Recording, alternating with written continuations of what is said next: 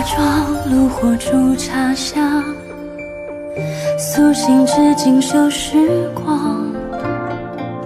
月色静静淌，纸短情一场，只盼人一双。秋风凉，登高凭栏望，青山日暮雁成行。白马千关窗，是谁的面相？如梦归故乡，终难忘有你温暖手掌。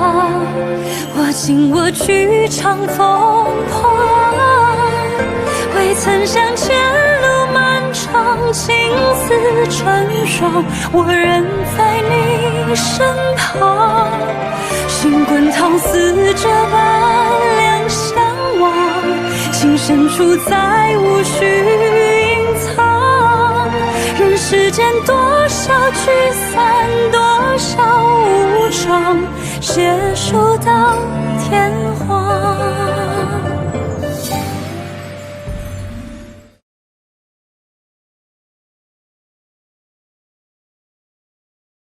哎，春哥，木剑断了没关系，爹爹有办法，是吧，侯爷？对，没关系。增强抵抗力，快炮力度针，力度针牌维 C 炮腾片，邀你收看《锦心似玉》。3、4、5。侯爷，您之前让我调查周鹏、梅米一事，现在有了线索。查得怎么样？情况严重吗？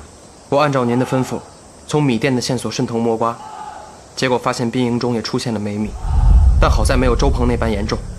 军中有些将士们出现了腹泻的情况，但目前来看还没有出现大的症状。军人在战场上拼死杀敌，保家卫国，欧家竟为了一点蝇头小利，连军粮也不放过。兵士若是因此无法迎敌，上了战场与送死何异？这才是真正的欺君之罪。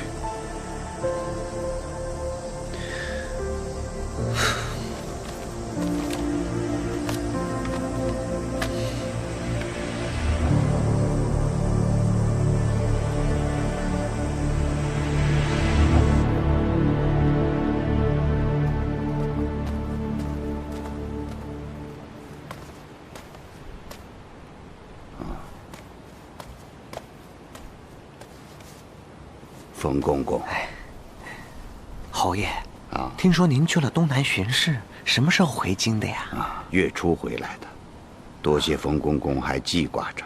哎，哪儿的话？冯公公，陈阁老眉头紧锁，心事重重。近日朝堂之上，有什么情况吗？哎呀，侯爷，您还不知道啊？哦，军中出现大量梅米，圣上震怒，命陈阁老严查呢。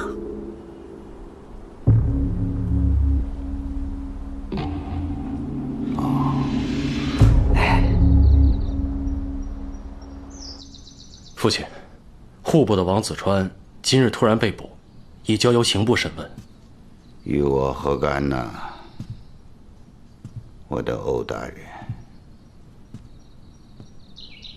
军中有梅米，这事居然我还得从一个太监嘴里知道。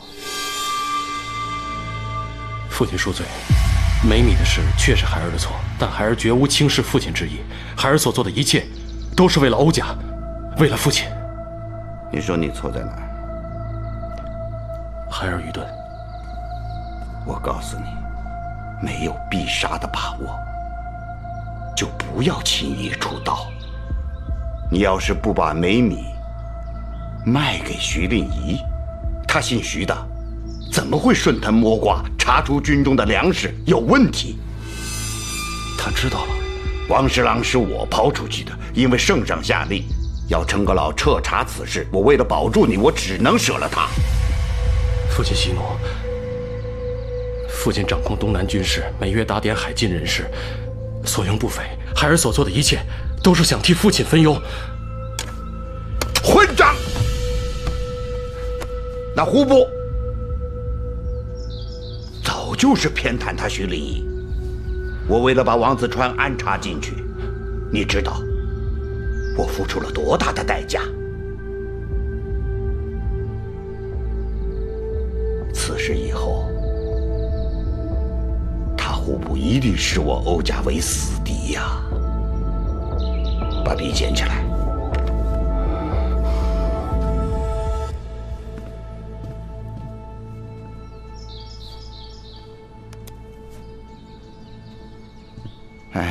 欧彦行出去离家1年了，也没来一封信呢。你可知他的行踪？我也不甚了解，只是听说近日他的足迹渐渐向北，应该很快就会回京了。他一回来，你就立刻告诉我。去吧。是，父亲。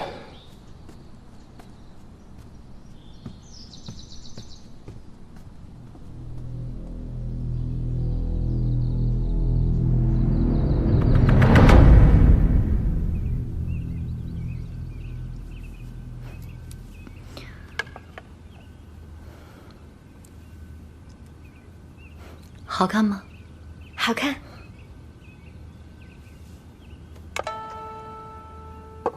一会儿你把这几个盒子分别送给宁国公夫人、中山侯夫人，还有左安伯夫人，就和他们说，这些都是珍宝斋的新花样，送给他们带个新鲜。是，夫人。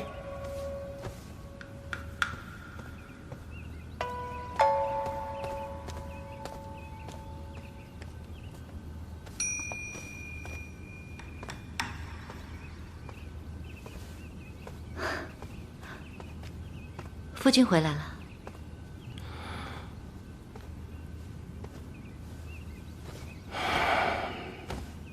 今儿个你是怎么了？是不是有事儿发生啊？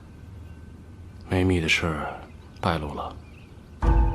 那父亲他原本是想借此事让父亲高看我一眼，没想到着了徐令仪的道，差点一败涂地。之前你不是说一切都顺利吗？到底是什么地方出了差错？就是这个徐令仪的计士出来搅局，害我功亏一篑。那个罗家的庶女，她能翻起什么浪花来？周鹏赈灾当日，若不是他出来镇住局面，徐家绝撑不到徐令仪回来。徐令仪起了疑心，查出梅米出自军中，若不是父亲果断，将安插在户部的暗器扔了出去，后果不堪设想。听你这么一说，这位永平侯夫人，我倒是想见识见识。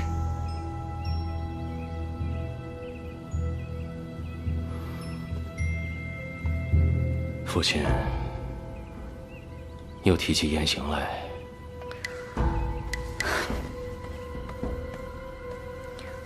为什么父亲总是惦记这个数字？他对我们欧家的事情漠不关心，整日里游山玩水，做的生意也都是一些拿不上台面的小生意。父亲这是为什么？父亲就是偏爱于他。除了我，京师中哪个公侯家的嫡长子不是世子的？我欧家的根基在兵部，父亲偏要将我安插在礼部。你说这是为什么？夫君，要我说，你也不必过分担心。父亲他也可能只是把他当成你的一个磨刀石罢了。世子之位，父亲再怎么样也得考虑我爹的感受，断不会给他。夫人，我现在只能相信你和岳丈了。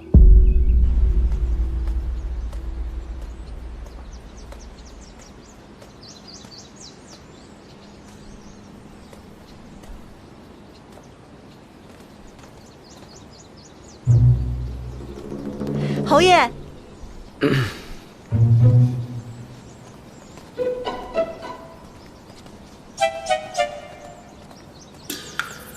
回来了。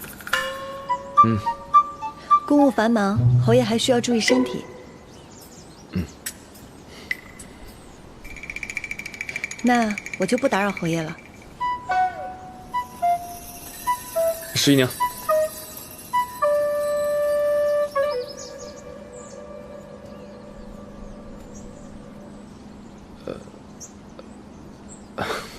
梅米一事乃欧家在幕后主使。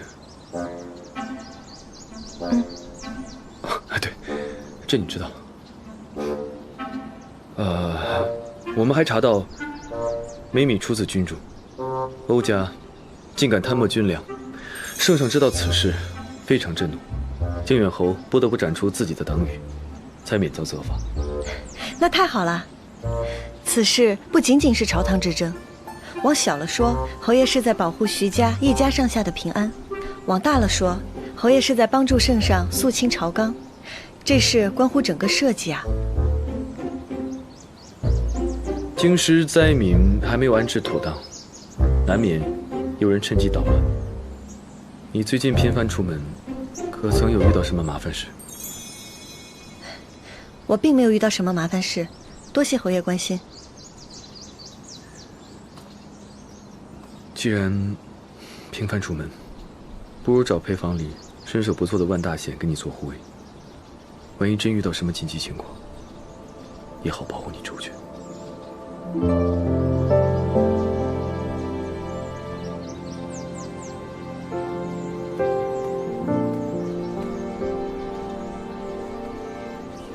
侯爷建议甚好，我会好好考虑。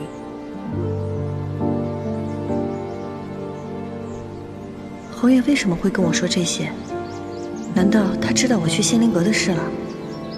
若我跟他说实话，他会怎么做？侯爷，其实我……侯爷，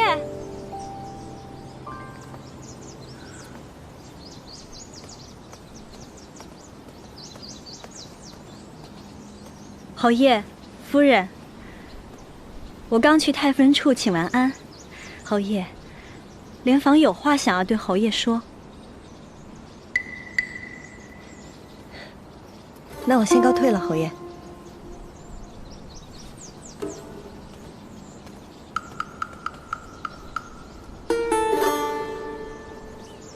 侯爷，你可还记得今儿是什么日子？什么日子？侯爷果真忘记了，今儿是莲房的生辰。抱歉。莲房已经准备了好菜，还请侯爷今夜一定要来。还是你自己先用吧。侯爷，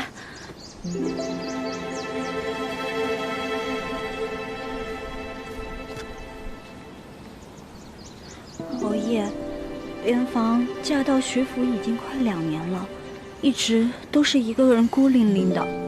本不想再打扰侯爷，只是今日去太夫人处请安，太夫人主动提及莲房的生辰，还让莲房一定要来请侯爷，所以我……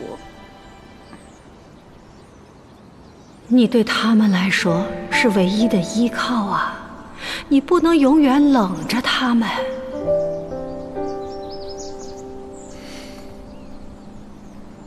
行。太好了，莲房这就去准备。那莲房今晚等侯爷。好。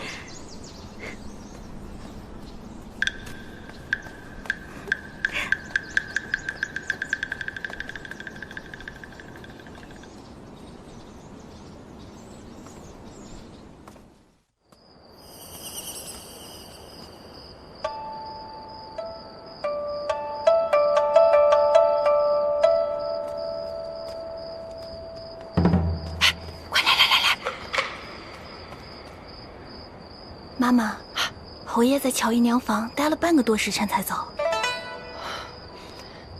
那现在呢？侯爷去了夫人那里没有？侯爷已经回半月畔了。哎呦，这究竟是怎么一回事啊？这前阵子眼看着侯爷和夫人的关系就好了，这没想到近几日怎么就疏远了呢？哎呀，定是乔莲房这个狐狸精从中作梗。琥珀那边又一直没有消息，再这样下去，万一他有了侯爷的孩子，那，哎呦，不行，这件事要让大太太知道，对，得让大太太知道。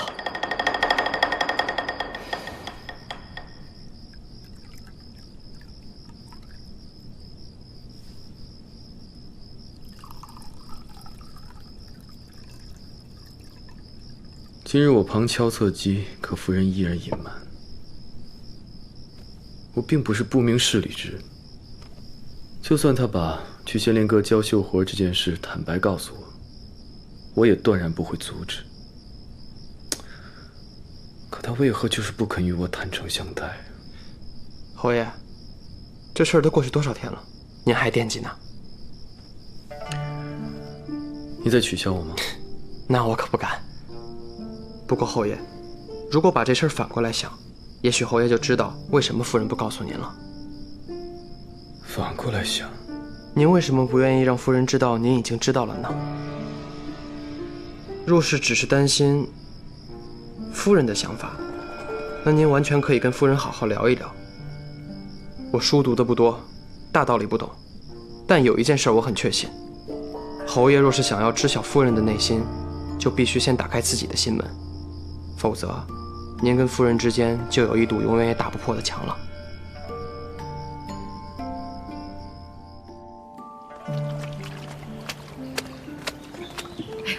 你这还多着呢，哎，可不是嘛。我放这了啊，好。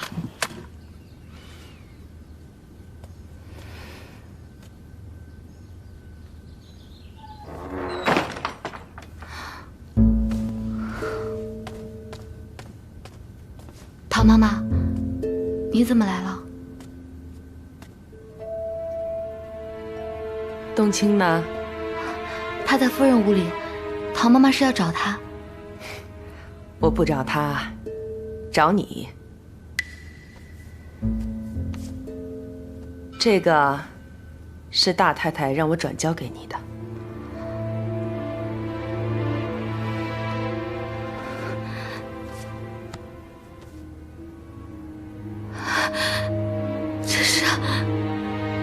这是我姐姐的刺绣，大太太找到我姐姐了，她怎么样了？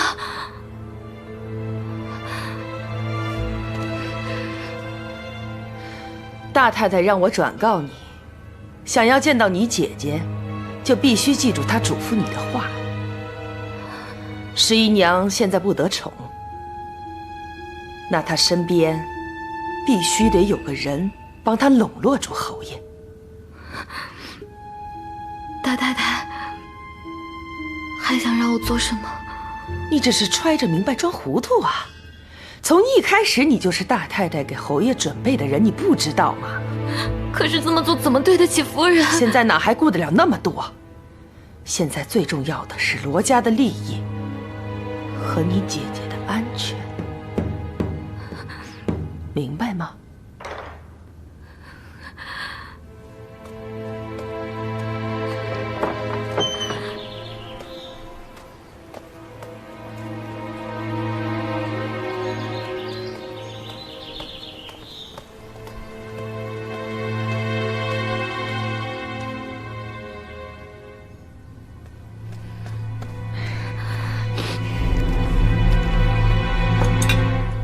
琥珀，冬青，你怎么在这儿啊？你别偷懒了，夫人让你等会儿把这些画稿送去给简师傅。好。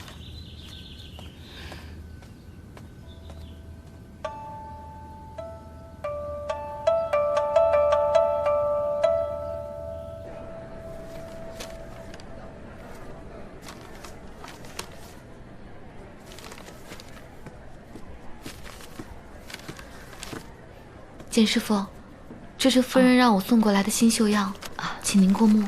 辛苦你了，简师傅客气了，这是我应该做的。哎，琥珀，你等等，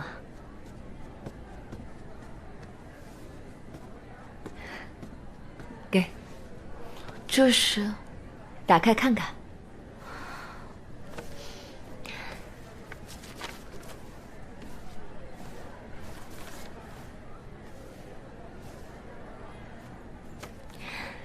你们家夫人啊，处处想着你。她常跟我说，琥珀今年到年纪了，也该娶个好人家了，还总想着要给你备些嫁妆。这不，抽空啊，先给你做了一双绣鞋，你看看合不合你的心意？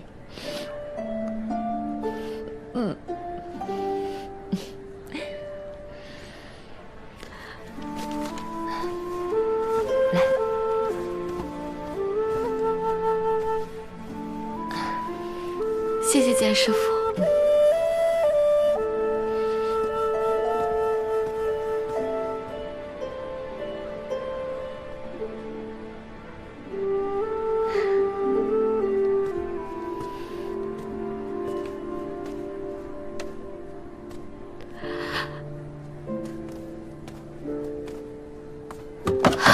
小心！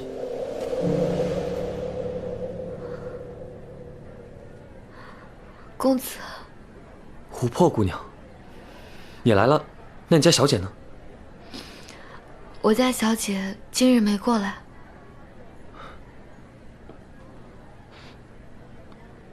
你脸色不好，可是病了？发生什么事情了？我没事。还说没事，这眼泪都要落下来了。姑娘若是信得过，有什么事可以跟我说。多谢公子关心。其实是我姐姐的事。你姐姐？她怎么了？我自小父母双亡，是姐姐抚养我长大，跟我相依为命。后来，姐姐为了给我治病，就卖身为奴，从此毫无音讯。不知道她现在在哪儿，过得好不好，我也不知道。什么时候才能见到她？先别哭，你可以有你姐姐的线索。我认识很多朋友，或许可以帮你。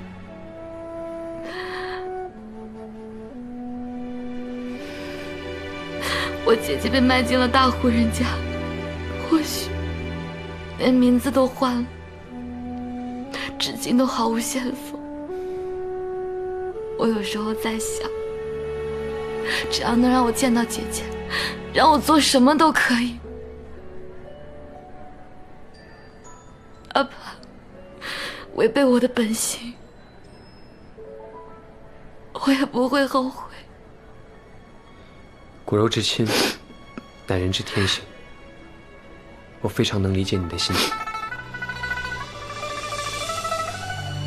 不过你不会这么做的。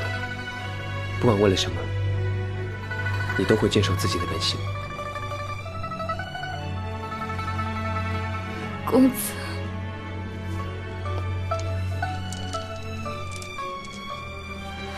这是我刚从白云寺求得的佛珠，说是可以祈福解忧，我把它送给你，希望你早日姐妹团聚。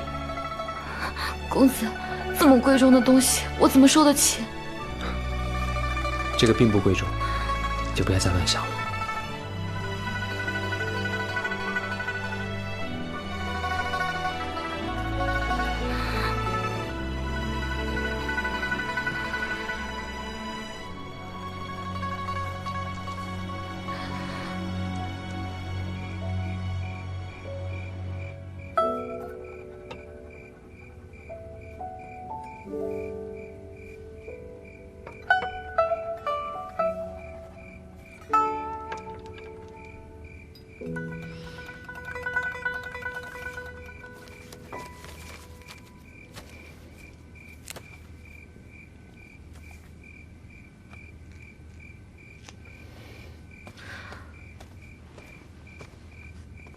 夫人，有些话我憋在心里很久了，不说出来，我实在难受。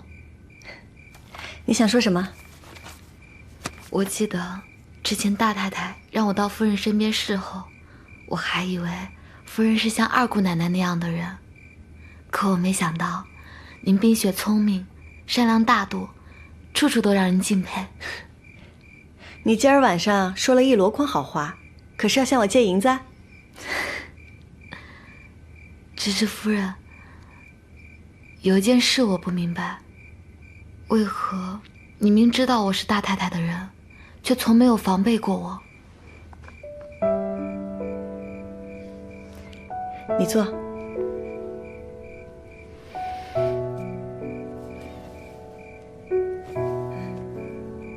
这深宅内院看似富贵，可身处其中的人大多都是身不由己。我不防你，是因为我知道你本性善良，你也从未对我有过坏心思，所以我也希望能尽力护你周全。夫人，我真是上辈子修来的福气，这辈子才能遇到您这样的主子。夫人是好人，若我做了什么半点对不起夫人的事，我一定会遭到报应。琥珀，是不是出什么事儿了？你怎么了？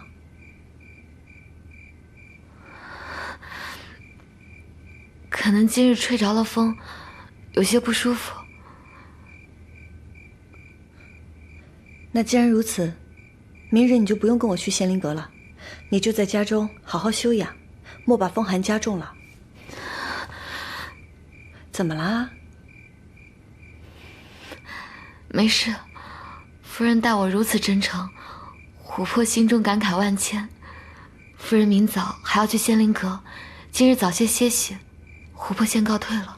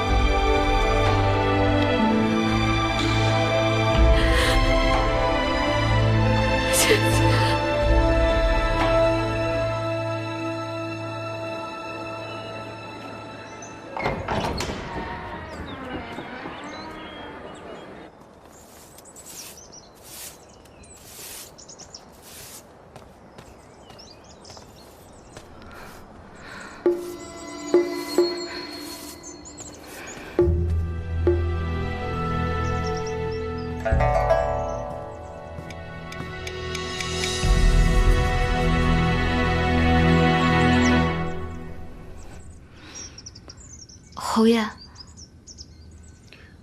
琥珀，你怎么来了？夫人让我给侯爷送些鸡汤过来。放这儿吧。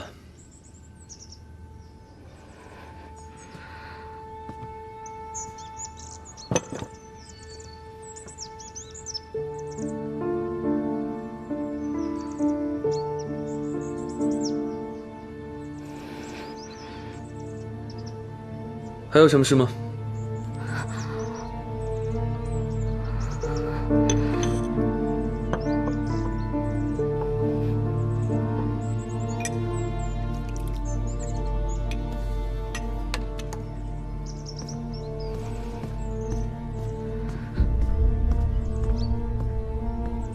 侯爷，汤要趁热喝才好。我自己来就行。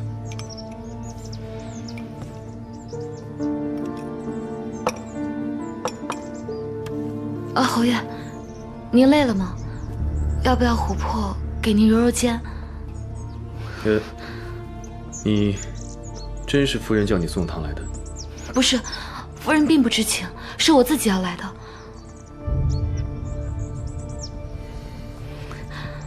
侯爷让琥珀做任何事，琥珀都会一一照办。出去！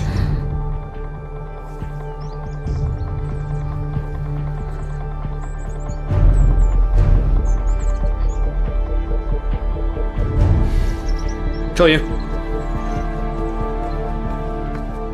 侯爷，送琥珀回去，等夫人回来，交给夫人。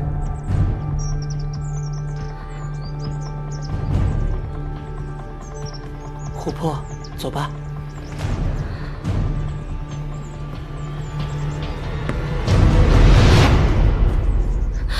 夫人。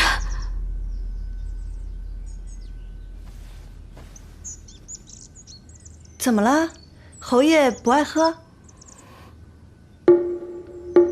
到底怎么回事？我刚刚做汤的时候，不小心把汤汁溅到衣服上了，我便回去换了身衣裳，怕汤凉了，就先让琥珀送过来了。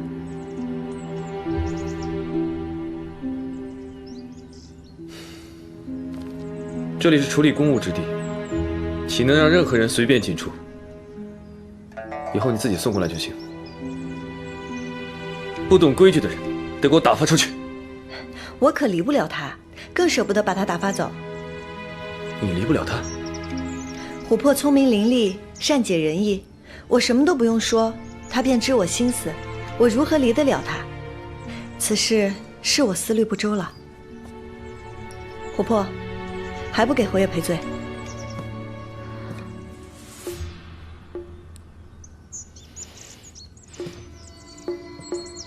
侯爷恕罪，是琥珀僭越了。罢了，下不为例。先回去吧。是夫人。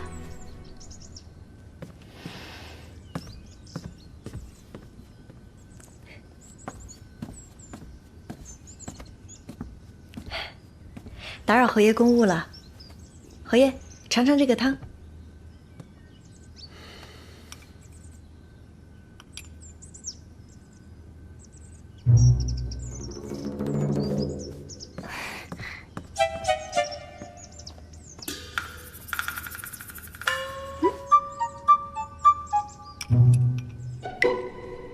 夫人，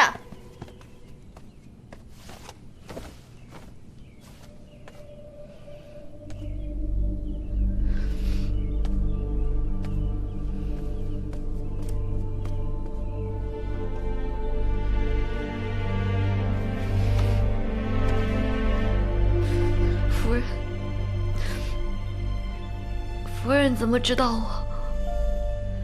你从昨日说话到今早称病，我都觉得蹊跷。冬青说，昨日陶妈妈来找过你了。我前思后想，觉得可能是大太太终于坐不住了吧。夫人，我自小与姐姐分开，只有大太太知道我姐姐的下落，所以我不得不听她的话。你应该早告诉我的。我不敢，我怕大太太做出不利于我姐姐的事情。可是夫人，我真的没有想过要背叛你。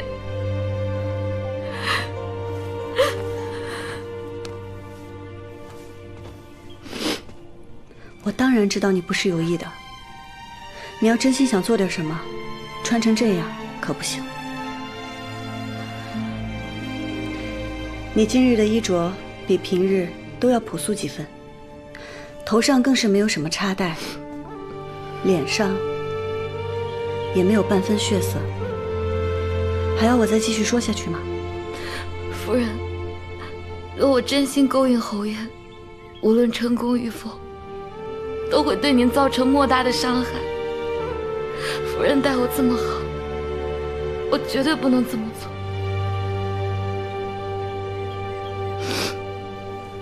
所以，你表面上听从大太太的吩咐，心里想的却是惹怒侯爷，被赶出徐府。这样既不会得罪大太太，也不会背叛我，对吧？夫人是好人，我从小到大，除了姐姐，只有夫人待我这么好，所以无论如何，我都绝不会伤害夫人。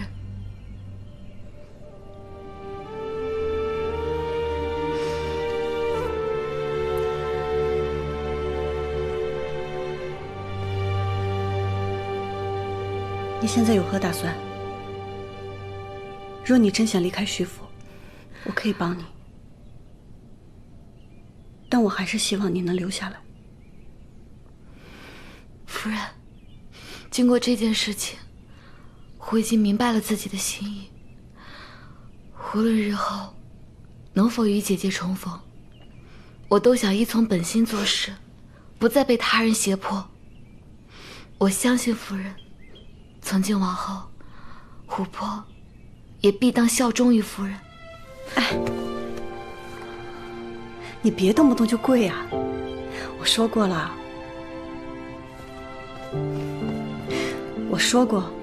我从来没把你们俩当成我的丫鬟。今后的路，我们相互扶持，不管发生什么，我们不离不弃，绝不背离。嗯。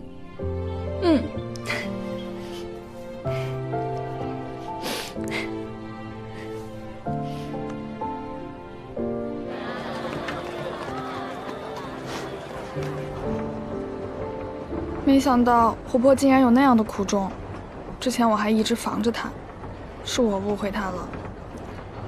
琥珀也是可怜之人，我们得想办法帮帮他。嗯，你去向罗家的老人问问他姐姐的事情，看能不能问出个什么。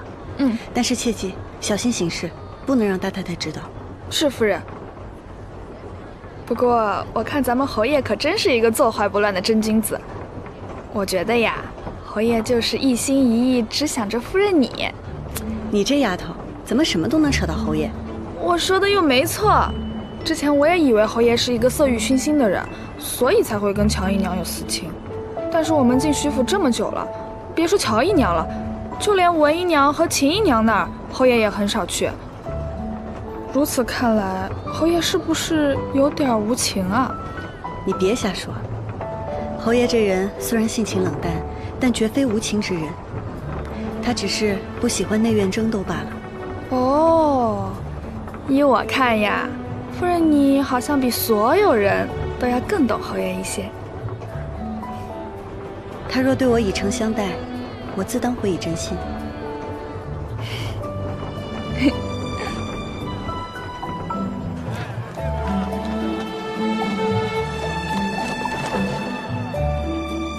3日后，中山侯夫人家设宴，邀请京师中各家女眷去她家赴宴。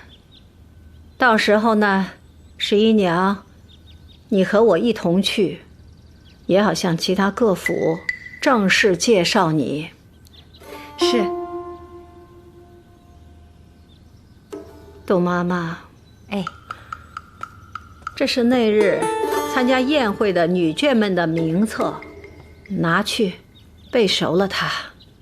是，母亲。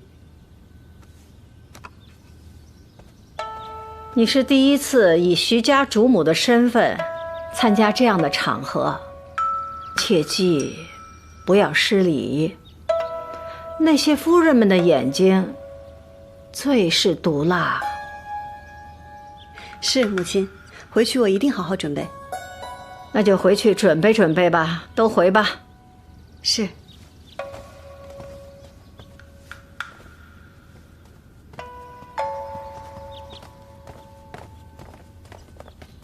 杜妈妈，这11娘还算沉稳，没有得意，也没有惊慌，都是联防。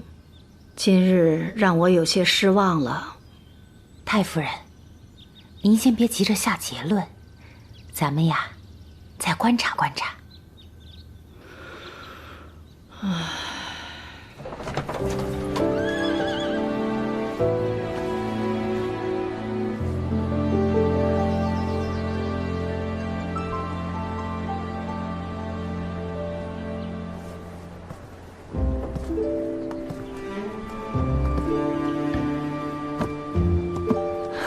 请。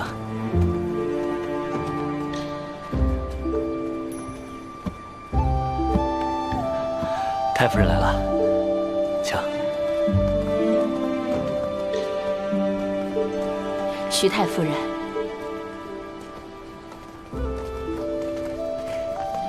徐太夫人来了，有失远迎，有失远迎。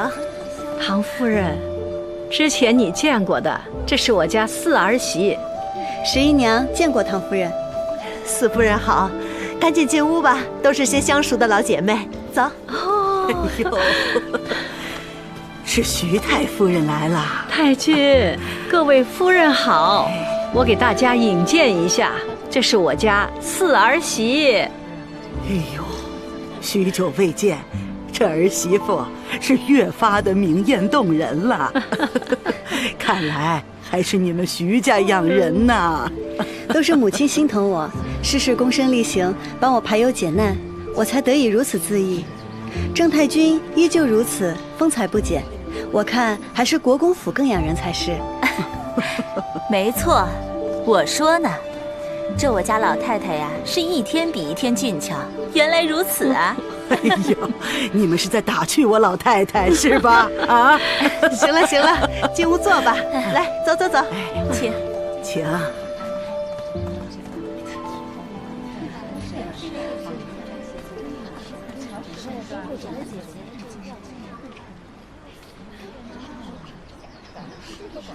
那位是礼部周尚书的夫人，和他在一起说话的便是他的女儿，现如今是欧家嫡长子欧厉行的夫人，和他在一起说话举止要提防些。是母亲，欧家和徐家的关系，侯爷同我讲过。好，我这就去找老姐妹们聊聊。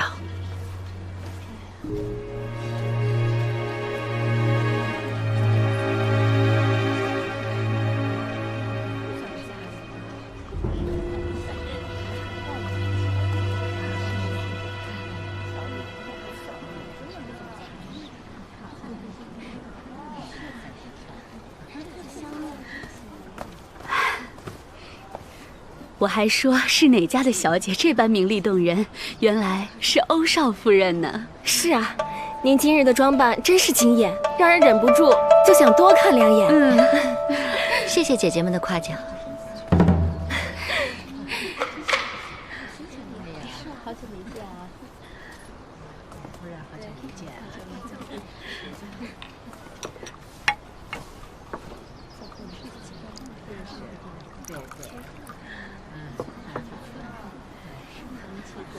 想必这位就是徐夫人吧？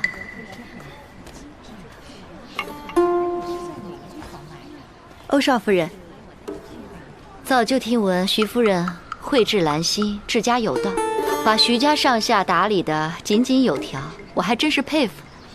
不过今日得见，没想到徐夫人这般年少。欧少夫人真是高看我了，只不过是处理了一些家务事而已。永平侯家果然非同凡响，一段时日未见，十一妹妹的气度都不同往日了。见过姐姐，这是茂国公府王玉的夫人，也是罗家的女儿。不知道的还以为是哪家的嫡出千金呢。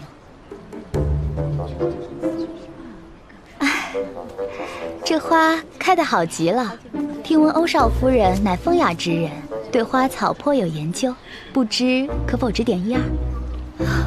王少夫人过奖了，我哪里有什么研究啊，也就是略懂一二而已。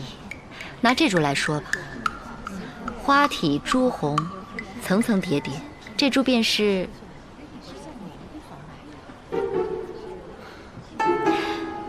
徐夫人。徐夫人应该知道这株花是什么花吧？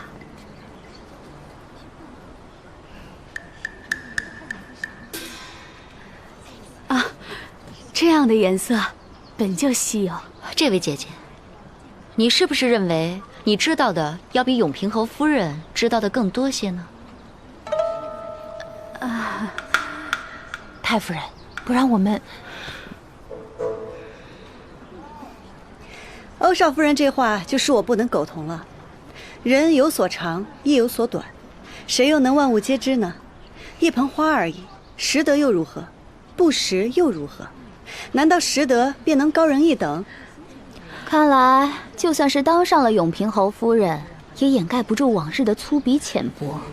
如此的孤陋寡闻，可莫要说是我们罗家的女儿。依我来看，亲疏不分，好赖不识，才丢了自家人的脸。二姐，徐夫人的这通言论，恕我也不能苟同。不知便是不知，不能把无知说得这么理直气壮。这难道是徐府的家教吗？三人行，必有我师焉。孔子路遇两小儿辩日，尚能不耻下问。即便真是不识，那询问求知便是，有何可耻？我明白了，徐夫人是以圣人自居。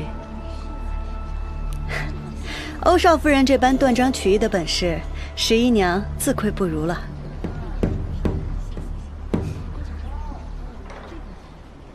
你直说不识此花罢了，何必顾左右而言他呢？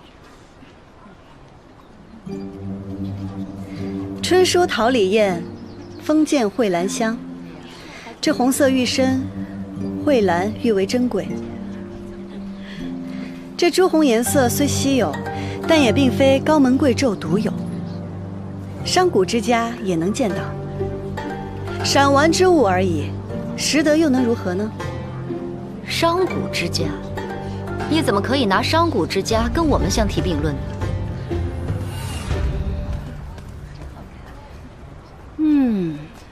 红色蕙兰虽少见，但用心叵测之人却不少啊。兰贵高洁，也不是谁都配赏玩点评的。要是落进了卑鄙小人之手，岂不是玷污了这高洁的名声吗？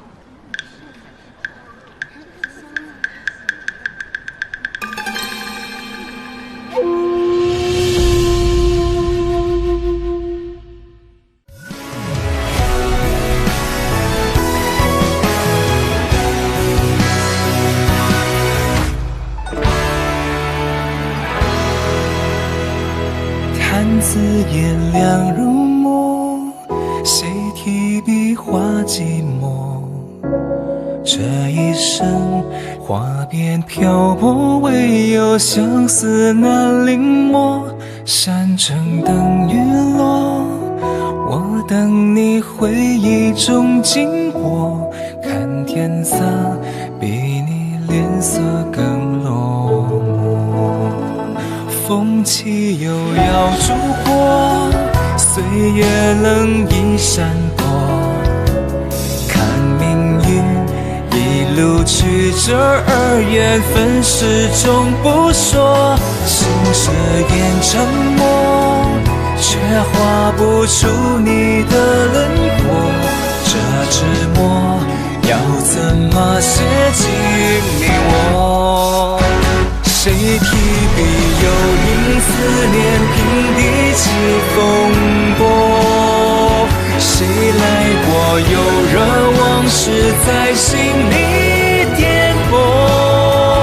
若深情可念不可说，结局我不多，你的灯火阑珊处有我。谁提笔挑起孤单泪眼几婆娑？谁来过为你耗尽我一生笔墨？若飞蛾不曾不过火，怎么谈执着？你的故事尽头处